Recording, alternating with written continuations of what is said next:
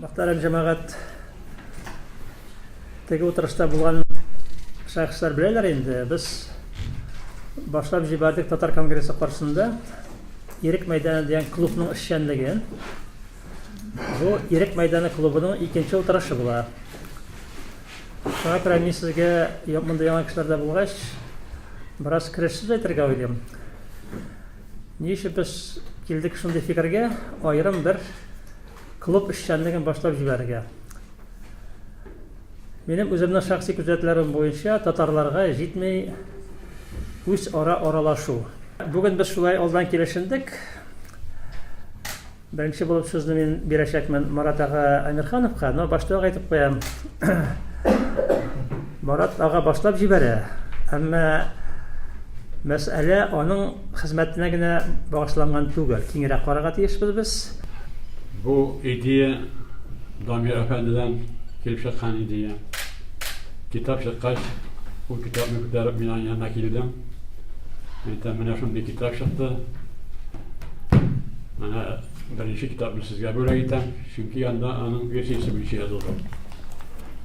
Hem o etti, bana tabi Çin başkanı değirmeyinde, bizde de bu kitap turunda hem şunun misalında başka programlar turunda da sileşip buladıydı. Hem ben rıza oldum, hem bana bugün şu yılışının devamı. Oluk Muhammed, bu büyük, ufak şahıs, bugünkü Tatarstan Cumhuriyeti'nin şişme başında duran büyük han. Büyük edebimiz evinde aytılıp gidildiğinde Gayal İshakî anın torunda 1947 yılının dramı yazgan. Hem bana nihayet 71 yıl ötkenden sonra Tatarstan Kitap Neşriyatı Oluk Muhammed ismi bilen bir kitap çıkardı. Bu benimce büyük zor olmuş. Anımtaki nişik yazılı torunda siz var mı? Belki ben Oluk Muhammed'ini biz dağın yana üzerinizden bugünkü boğuna takdim ediyor. O indi 47. yılga boğun yok hazır. Bugünkü boğun bana anım nişiyat geçtik sanırım. Ondan sonra bu hiç de İkara Dağı teneffüsünün zor bulu bir dağa yaptığı. Çünkü Oluk Muhammed yukarı ilerisi daireler için her bir vakti da görünüklik şey bulmagan. Çünkü bir gerekte Moskova için teki zatlı şahıs değil. Çünkü yol bilip arasında Ruslarını kıynagan tarman etken, Ruslarının lisine teki boğazına siyak oturan Kazan Hanlığını iştirgan, andı kişi elbette Moskova için ait değil. Buna şuna bu ikili karar dersine etkenlerle bugün de devam eder. Buna küp mağamır kılgan Tatarstan toruna seliyoruz. Öyle bugün kadar anın heykeli de yok kazında. Buna şuna göre Oluk Muhammed 40 yıl yaşadı. 40 yıl içinde asırlarga teyin işler kaldırgan. 14 yaşında Altın Orda'nın hanı kılgan, hem 18 yıl devamında şu saray tahtını tutkan. Hem ondan sonra Kazan Hanlığını iştirgan etip bittiğinde. Kırım tahtında da oturgan bu. Hem bana şu şahısın büyüklüğü hanın torunda yazı elbette hiç yazışı için zor cevaplık da zor borçta olup duraydı. Ondan sonra öyle bu yazılı nokta koyu degen süslüğü. Bu başa bana, bu minike gene kimdir kavze iktirli yazılan mümkün. Vakit iktirli çünkü tarihi izlenimler devam eder. Tarihi izlenimler var Allah'a şükür. Soğuk yıllarda bizim tarihçiler şahtı zor olmuşlarga eriştiler. Buna min Oluk Muhammed dünyada başlaganda 1999 yılını çıkan Tatar Ensiklopedisi sözlüğüne qarab anın şəcaresini bilgiləgən. Anda yazılan Oluk Muhammed Ətizi Celalettin babası tuqlamış. Hem min Ramazan şu aytib başladım. Buna Damir Efendi belə işler çıxandan sonra bu birisinin dürüst tügüllüğüne şanlığa törkildi. Onun iranüleri var, onun işleri var. Hem bütünü ikinci шәҗәрә килеп чыкты. Улуг Мөхәммәд ул Туктамышның баба оныгы түгел, бәлки агасы да булып чыкты инде. Һәм Дамир Хатынның бу версиясенә 19-нчы Туктамыш агасы Ул Мөхәммәд. Агасы 15-16 гасырда язылган Кара Таварих дигән китап бар, ул менә тарих институтында бар, менә барып сатып алып кайттым инде. Менә анда шулай ук аның бөтен ниләре раслана. Менә шуңа күрә бу izlənüv, aşış devam итә, һәм әле Улуг Мөхәммәд турында язулар һәм aşış буенча уларны һәр вакыт һичшиксез дәвам итәчәк дип уйлыйм. Сез инде беләсез, кыска гына әйтеп фабуласының минем әсәрнең Улуг Мөхәммәд 18 ел вакытта утырганнан соң аны Кече Мөхәммәд сарайдан куып чыгара. Һәм ул урдасы белән, тик гаскәри белән түгел, урдасы белән инде күчеп Идел буйларына күчеп китәргә мәҗбүр була. Урда дигән сүз нәрсә инде? Анда сыерлар, сарыклар да, бабайлар, әбиләр да, балалар да, барысы да була. Урда. Һәм ул өмет итә Мәскәүдә Василий II-гә ярдәме. Чөнки кайчандыр Василийга ул бөек князьлеккә биргән була ярлык. Ләкин бу урыс князы аны кабул итми һәм аңа сугыш белән бара. 41 меңлек гаскәр белән ул аның урдасында, гаскәрендә үзендә изеп битәргә чамалый инде. Ләкин шаганакларга караганда Улуг Мөхәммәднең бары 3000 теге кулына корал тоткан 3000 гаскәре булган инде. Мин монда ныклап бит утырмыйм инде. Менә шу 41 меңлек гаскәренә 3000 гаскәре белән ул Транзаран китәрә һәм тармар итә. Ул бик динле кеше була. Һәр гамәлен намаздан соң гына башлый торган кеше була. Шуңа күрә Ходай аңа ул бу җиңүен миңа Ходай биргән җиңү дип саный. Менә шуннан соң инде яңадан 45 елда аның улы Мәхмүд Василий янә әсир итә һәм моннан соң вазгыять бөтенләй үзгәрә инде. Аның бит максаты була көч җыеп кире сарайга кайту һәм алтын урда тахтына утыру. Ләкин менә шушы вазгыять инде аның бу чөнки бу вакытта инде алтында таркала инде таркалып барган дәүләт була һәм ниндидер ниләр белән ул яңа дәүләт оештыру турында шул нигә бирелә инде. Аның детальләре ничек булгандыр?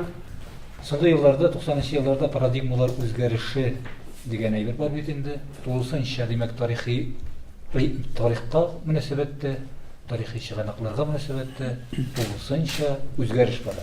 Бу бездә генә түгел, бу Европада, бу урыс галимнәр арасында да һәм бу татар дөньясында. Нәрсә дигән сүз?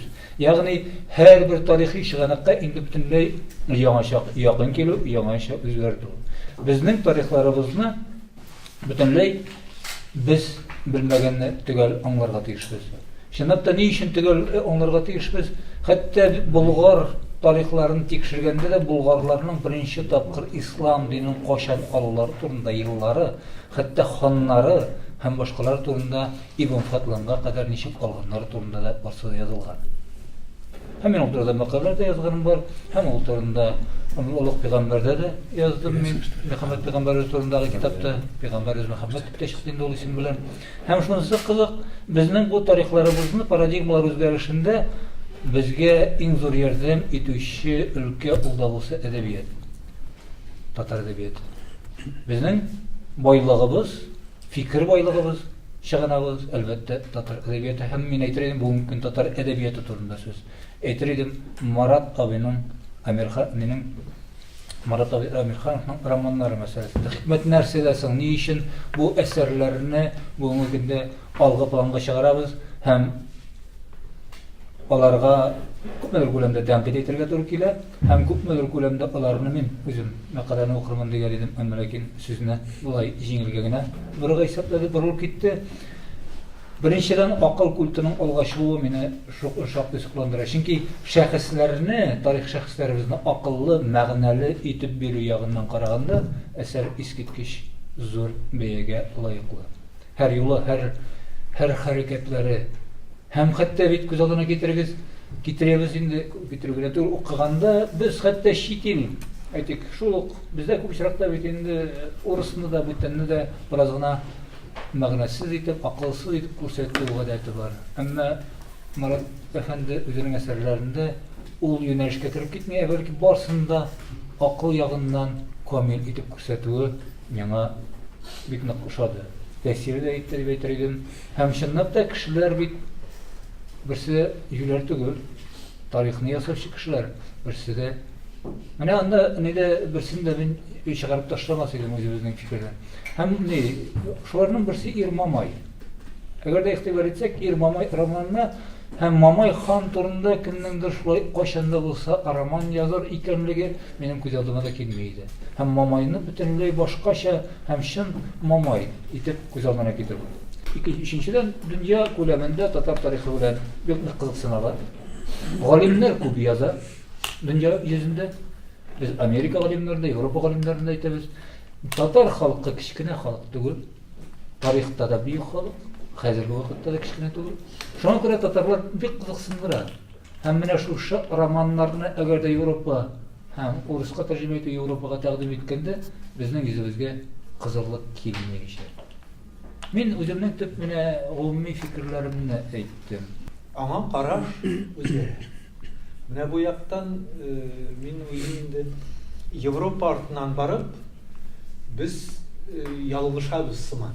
Чөнки Европада нормальный, фундаментальный тарих эшләнгән.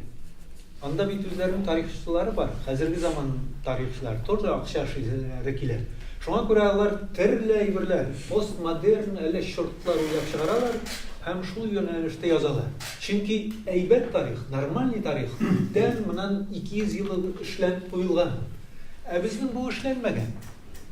Менә любой проблеманы аласың, ә ул эшләнмәгән. Монографик яктан менә Дамир әле әйтеп кенә китте. Бер әйбер аласың, ул эшләнмәгән. Улуг Мөхәммәд Казан ханлыгына нигез салучы изге зат. Монда әйтеп кителде, кабатлап әйтәм. Тик нишләптер, хәзерге вакытка кадәрле профессионал тарихчылар арасында да Улуг Мөхәммәднең Казан ханын нигез салучы дигән гыйбарәгә ышанмаучылар бар. Аның исеме Казан кирмәнендә урнашкан ханнар дөрбәсендә куелган исемлектән төшереп калдырылган. Икенчедән, үзем Казан ханлыгы тарихын махсус өйрәнүче булмасам да, бу улы шәхескә сокланып карый. Чөнки ул Мәскәү бөек князы Василий II-не 3 мәртәбә тезләндергән бөек хан. Бу әйтеп кителде, тагын кабатлыйм. Беренче Алтын Урда ханы буларак ярлык алганда тезләнгән теге 37 елда Белев бәрелешендә һәм 45 елда әсир төшкәннән соң. Бу татар тарихында уникаль күренеш. Куәтләнеп килгән Мәскәү князын тезләндереп кара, ул тезләндергән, буйсындырган, элек Алтын Урдага түләнгән салымны үзенә түләткән, Мәскәүне күзәтеп тору өчен махсус татар ханлыгын оештырып, тәхеткә Касим улын утырткан. Димәк, Касим ханлыгына да нигез салган. Бу бит мөгъҗиза үзенә күрә. Өченчесе, без Улы Мөхәммәдне Алтын Урда ханы булып тәхеткә утырганнан соң гына беләбез. Аның бала чагы, үсмер чаклары турында мәгълүматлар юк дәрәҗәсендә. Марат абый романны Улы Мөхәммәднең бала чагыннан башлап китә һәм Казан тәхетенә утырып, Казан ханлыгын оештыру белән тәмамлап, күләмле әсәр язган. Белгәнебезчә, Улы Мөхәммәд татар тарихында, бигрәк тә Алтын Урда, Казан ханлыгы тарихында татар дәүләтчелеген саклап калуда алыштыргысыз роль уйнаган үлмәс шәхес. Бу әсәрне иҗат итү өчен авторга төрле чыганаклар, риваятлар, борынгы тарихи язмаларны тирәнтен өйрәнергә туры килә. Мәшһүр тарихчыбыз Ризаетдин Фәхретдин Улы Мөхәммәдне Алтын Урдага нигез салучы Бату хан белән чагыштырып, аның турында гаять гакыллы һәм гайрәтле бер зат иде дип язган. Марат абыйның романдагы Улуг Мөхәммәд образы нәкъ шундыйлардан. Bir gururluk hissi var. Ne için degende bugün tilge olgan eserler, bugün yazıcılar, yanında kelgen yazıcılarımız da tudurgan eserler barısı da soңгы 30 yılda tuğan. Soңгы 30 yılda. Bu mümkünlük buldu. Barı tek şu soңгы 30 yılda gına. Чөнки элек без шул Нурихан ага Фәттахның нәрсә китерер икән дип көтеп тора идек әсәрен, ә хәзер күрәсез тарих язучыларыбыз күп, һәм шундый уңайлы шарт туды. Һәм иң мөһиме, хәтта аны Казанлылар журналы рәхәтләнеп басалар, берни төзәтү көтмичә. Әгәр төзәтү булса да, инде ул редакциялау хисабында гына була. Аны да автор белән килешәбез, Фәүзия ханым, килешеп, әгәр автор риза булмаса, хәтта өтерен дә куймыйбыз, алып атмыйбыз. Дөрес әйткәндә, шундый шарт хәзер җайлы вакыт, тарихны язып ала торган вакыт хәзер. Һәм мин уйламыйм, киләчәктә дә алга таба 5 ел барыр микән белмим, моны инде 6-7 елны алга таба да шундый мөмкинлек бирерләр безгә дип мин уйламыйм. Һәм менә бу һәйкәл куйдырмаска теләүләр дә бәлки бардыр теләүчеләрдә. Аны бик хәйләкәр генә куярга кирәк ул һәйкәлне. Заман шәйтәргә кирәкме? Улуг Мөхәммәднең җә кулына бер футбол тубы тоттыра кирәк. Җә кылыч урынына хәл китая тоттыра кирәк. Шундый һәйкәл куялар. Чөнки төп әйбер хәзер тарих түгел безнең. Төп әйбер ул безнең авырткан җиребез халыкның име. Ләкин ил сәясәте белән чагыштырганда ул төп әйбер түгел. Мин шуңа күрә әйтәм, әлеге Казанлылар журналының тиражы зур булганда һәм Аллага шөкер, шушы сезнең тарихи әсәрләр аркасында тиражыбыз Яшерин батырны түгел 5000-гә таба бара име. Рәдиф абый көнләшәбез име. Чөнки бары тик халык кызыксыну шушы тарихи әсәрләр аркылы. Фәүзия ханымның хиҗрәте белән Зөлиләсен 30 ел Гөлайза. Мен айнаны башта Гөлйөзем дип тә карадык иде, әйтә диңгелрәк дип. Гөлайзасы авыр, минем сөйгән кызлар арасында Гөлайза дигән кыз юк, шуңа күрә авыр тугы. Менә бу әсәрне мөмкин имсу матбугатта чыгару кайчанда булса, бигрәк тә әле хөкүмәт хисабына чыга торган Казанлылар журналында бит. Ләкин чыкты ничегеме. Менә шуңа күрә бик горурланып яшәргә тиешбез бу чор белән. Марат абыйның әсәрләрендә бер теге ничек дип әйтәм. Укырга туры килә, мин үзем белгеч түгел, ләкин инде мөхәррир буларак укырга туры килә. Мин сезгә монда акыл җыярга килдем сезнең арагызга. Марат абыйның әсәрләрендә бер аермалы як бар, башка авторлардан. Аның әсәрләрендә кан бик юк. Ул сугышып җиңеп кайтса да кансыз гына җиңәләр бар, мотор белән дә теге артык бакырдамыйлар кан белән. Ләкин җиңүләр бара, җиңүгә ламинарный дип әйтәм, андый термин бар мәдәбиятта. Ул гидрогеологиядә генә бар. Ламинарный, менә тыныш шундый бара ул. Бик тә агрессив түгел аны. Әдәбият. Шуңа күрә укырга рәхәт гына. Аны җык алдыннан да укырга була, саташтырмый ул. Шуңа күрә мин бүген монда һәрбер тарих язучысы белән горурланып утырам. Рәхмәт сезгә. Кызганыч күп кенә безнең тарихи китаплар алар укылмый.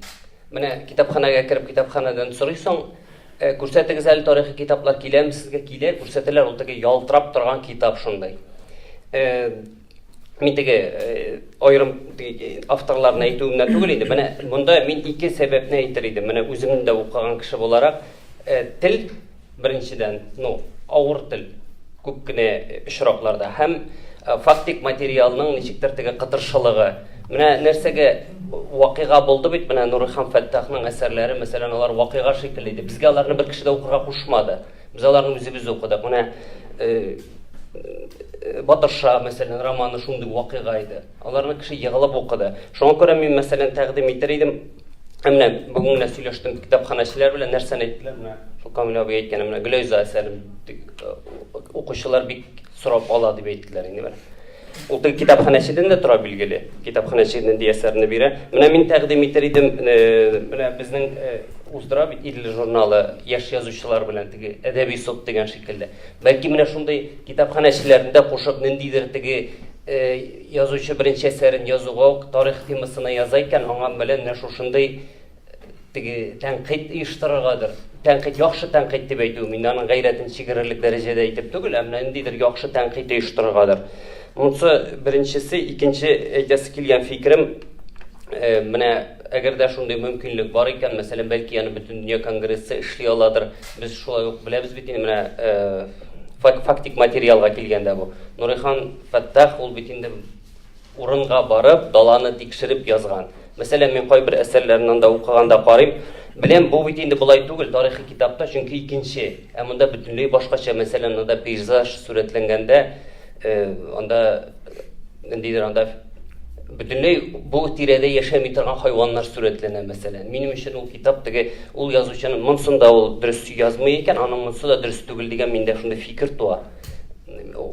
Шандырмый. Менә шуңа күрә бәлки менә бу бөтен дөнья татар конгрессы грант биреп ниндидер язучыларга ниндидер конкретный әсәрләр турында яздыра аладыр. Менә Дамир әфәнде әйтте бит, Казан ханлыгы оешуының башлангыч чоры турында әсәр юк дип. Бәлки шуны эшләргә мөмкиндер. Һәм русчага тәрҗемә итү шулай ук. Мәсәлән, безнең уңышлы әсәрләр рус теленә тәрҗемә ителсә, ул татар тарихын таныту булыр иде. Бәйге шулай ук менә оештырылса, ул кызык булыр иде. Ниндидер грант һәм менә мәсәлән бәлки бәйге формасында оештырыладыр конкурс, тарихи әсәрләргә конкрет темалар бирелеп, шундый бер бәйге формасында оештырылса. Һәм тагын бер генә фикеремне әйтим инде. Без менә безнең бар кичкенә балалар өчен тарих, ул шигырьләр һәм ниндидер кичкенә вак-хикәяләр, татар тарихы китаплар да бар, кичкенә балалар өчен бар. Өлкәннәр өчен бар бик күп тарихи әсәрләр. Әмма яшүсмерләр өчен тарихи әсәрләр безнең бөтенләй юк дип әйтерлек дәрәҗәдә. Хәзер язылганнары турында сүз бара. Мәсәлән, Мөхәммәд Фәүзия басылны әйтәм инде. Менә алыплар турында әсәр ул безгә бик кызык иде. Менә тарихка кирип китер өчен. Ул мифологиядә безнең тарих та бит инде. Мифология булса да безнең тарих, әмма безгә теге тарихка кирип тарихи әсәргә кызыксыну уята торган әсәр иде. Менә хәзер мин кызганыч андый әсәрләрне белмим, шулай ук бәлки аерым конкурс оештырыргадыр. Рәхмәт. Авторлар яклап әйтергә тиешме бу чираттан мин? Тарихи әсәрне бүген чыгардыңда, аны бүген чыгарып торып укырга тиеш түгелләр. Алай була алмый ул. Һәркем аны зәвыклы кешегә укый ала тарихны. Гомумән бездә кинолар булырга тиеш бит инде. Бездә театрлар бар, күпме театр бар. Мин инде Бахтияр Кангаев заманынан бирле яңа спектакль тарихы күргәнем юк мин. Һәм бер Ренат Хаис либретосы буенча опера һәм балет куйганнан башка бер безнең драма тарихта юк, фильмда тарих юк. Ә бит тарихи жанр ул урыс теллеләргә дә бик әйбәт үтә балаларга, аны тәрҗемә итеп тә була. Ул бит тамаша аша бара. Шуңа күрә мин саныйм тарихка әле чын хөрмәт үзебезнең интеллигенциядан да, шулай була, чиновниклардан да юк. Күз алдында без инде игълан иттек Солтан Галиевка һәйкәлене. Үзебез уртаклык таба алмыйчымы, өстән команда килгән дипме? Ни өчен ул Солтан Галиев мәйданы урына парковка булды? Һәр парковкасы булсын.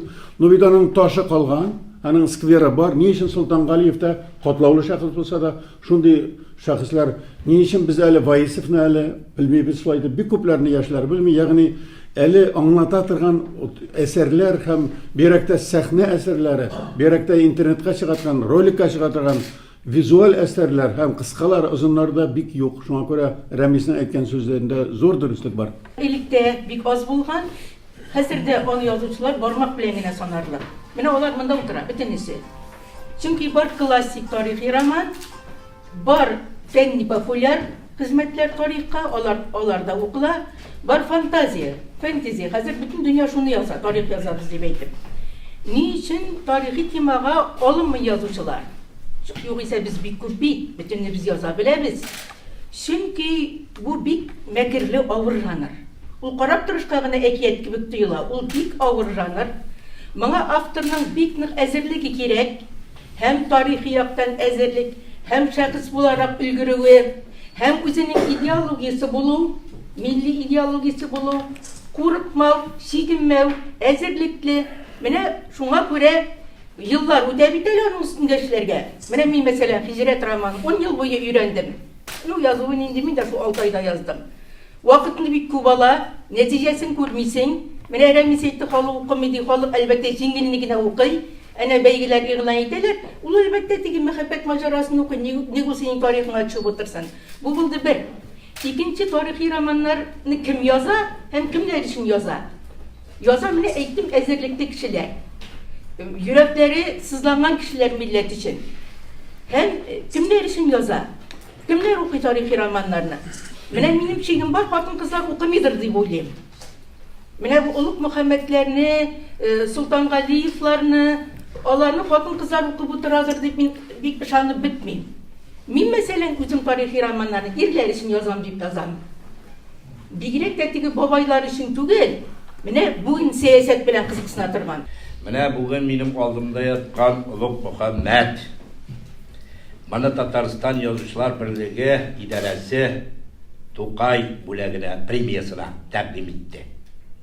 Әмма ләкин менә шушыны тәкъдим иттек, чынлап та без әгәр дә дәүләтчелегебезне кайтару өстендә, милләтебезне саклау йөзендә яшибез икән, менә шушындый әсәрләргә без игътибар итәргә тиеш. Рәмис тә бик дөрес әйтте, бүтәннәр дә бик дөрес әйтте. Мондый әсәрләр бездә туарга тиеш. Әмма ләкин мондый әсәрләрне языр өчен чынлап та бик зур әзерлек кирәк. алдым да яздым түгел. Аның өчен тарихны белергә кирәк, аның өчен күп укырга кирәк, аның өчен архивларда булырга кирәк. Менә мин бирдә утырган галимнәрдән генә дә үзем өчен бик күп сабаклар алдым. Чынлап та менә шушындый әсәрләр безнең Тукай бүлегенә лаектыр инде ул. Ни өчен дигәндә, бу басылып чыккан бүгенге көндә, бүгенге буынгына түгел, безнең буында Олуг Пәйгамбәрнең кем икән, Мөхәммәднең кем икәнен белми бит әле. Шуңа күрә дә, әгәр дә без тарихыбызны белмибез икән, безгә нәрсә турында сөйләргә кала. Һәм шунысын әйтәсем килә, менә безнең монда дөрестән дә каршыбызда утыра, бөтен тарихыбызны язучы әдәбиятта калам итүчеләр, аларның һәммәсенә дә мин дөресен әйткәндә памятник куяр идем. Аннан соң бер әйберне онытырга ярамый. Һәр вакытта да без торабыз да Мәскәү, Мәскәү, Мәскәү дибез. Менә бит китап чыкты. Татарстан китап нәшриятында чыкты бу китап. Эшлибез икән, нигә бу китап чыкты, нигә моны чыгардыгыз дип бездән сораучы юк. Шуңа күрә дә без ипләп кенә Фәүзия ханым әйтмешләй, әле үз телебездә матур гына иттереп, үзебезнең балаларга бу әйберне җиткерергә кирәк. Аның дөрес җыгылып укылмас һәммәсе дә, аның өчен укучыга да әзерлек кирәк. Шуңа күрә ул ипләп кенә, әкрен генә әйбит, аның атасыннан, анасыннан, мәктәбеннән ул ипләп безнең милләткә керү дигән уй фикер белән яшим мин. Һәм шунысын да әйтәсем килә, менә бу бөтен дөнья татар конгрессы, менә бу түгәрәк өстәлне ачып җибәреп, ул бик матур эш алып бара, бик матур эш алып бара. Менә минем беренче тапкыр, икенче очрашу, беренчесенә килдем, менә чынлап та монда үзенә ниндидер яңалыклар да ачасың, шул вакытта фикерләшер кешеләр дә бар. Һәм менә бу очрашулар безнең дөресен әйткәндә ешрак булса, бигрәк тә әйбәт булыр иде.